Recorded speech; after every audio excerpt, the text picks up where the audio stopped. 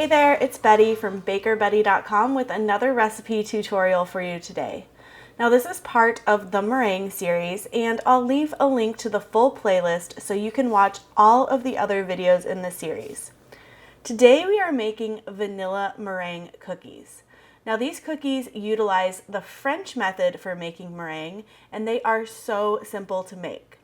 Now, as always, the printable recipe is linked in the description box, so let's get started. So I'm starting with all of my meringue ingredients in my mixing bowl except for the sugar. I'm adding 2 room temperature egg whites, a big pinch of kosher salt, an 1/8 teaspoon of cream of tartar, and 1 teaspoon of vanilla bean paste, or you could use vanilla extract if you prefer.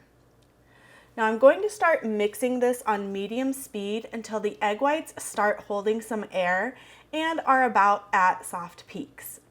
Now it's really important that you get the egg whites to hold some air before you start adding your sugar, or your meringue is not going to be as stable and it's going to start weeping liquid out of it. So now you can see that the egg whites are really frothy and they're starting to hold some air. So I'm going to start adding about a 1/2 tablespoon at a time of the sugar, and I'm going to wait about 15 seconds between each addition. And I'm continuing to mix on medium speed during this part. Now this is a 1/2 cup total of sugar, which is 100 grams. Now you really don't want to rush this process. Be super patient so that your meringue is as stable as it can be. Now once all of the sugar is added, we're going to continue beating the meringue until we reach stiff peaks.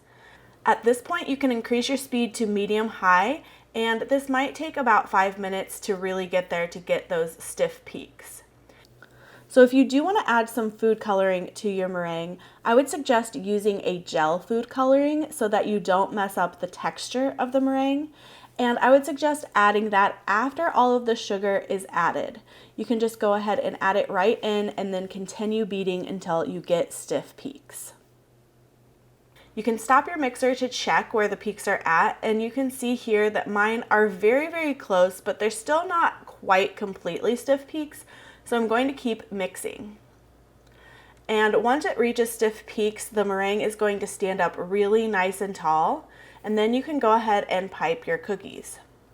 So we have a pastry bag here fit with a French star tip, and my assistant Kelly is actually filling this bag. She has it in a really tall cup to help her fill it, and she's adding all of the meringue, and then she's going to start piping those on a parchment lined baking sheet. So you can see that she's hovering here about 1/4 to 1/2 inch above the baking sheet, and then she's giving even pressure to start piping the cookie, and she's releasing the pressure before she pulls up on the bag to create that little kiss. So once all of the cookies are piped, we're going to bake these in a really low oven at 200 degrees Fahrenheit, which is 93 degrees Celsius. And we're going to bake these for 75 minutes. You want to bake meringues really low and slow so that they don't crack, but they dry out and get really nice and crisp. After 75 minutes, turn the heat off and leave the meringues in the oven with the door shut for another 75 minutes to really crisp them up. And then you can store your cooled meringues in an airtight container for up to 2 weeks. They do store really well for a long time. These cookies are so delicate and melt in your mouth. They are such a light little treat, and you can eat them all on their own, or they could be used as part of a decoration, like for a cake or something like that beautiful cream tart that we made a while back. If you remember, we added all kinds of little toppings on top of that tart, and these little meringue kisses would be such a beautiful addition as well. Now I hope you enjoyed this recipe tutorial, and if you did, please give it a thumbs up. I'm always happy to answer any of your questions, so leave those down in the comment section, and make sure you're subscribed so you never miss a video. I'll see you next time with another baking tutorial.